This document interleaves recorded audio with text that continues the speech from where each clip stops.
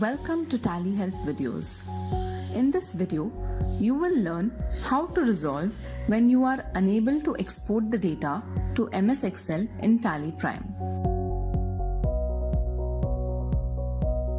The error, unable to export, you need to add TallyPrime installation folder as a trusted location in your MS Excel, appears in TallyPrime while exporting data in the MS Excel format.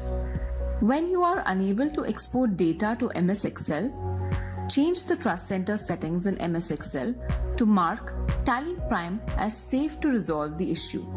Open MS Excel, go to File menu and click the Options tab. If you are not able to find the Options tab, then click on More and then the Options tab. Click Trust Center on the pop-up window that appears and click the Trust Center Settings button. Go to Trusted Locations and the Trusted Locations are available on the Path column. Then click Add New Location. Enter the path where TallyPrime has been installed in your computer. Select the checkbox Subfolders of this location are also trusted and click OK. Click OK in the Trust Center screen to save the settings. As you saw, you can easily resolve the error faced while exporting data to MS Excel in TallyPrime. Thank you.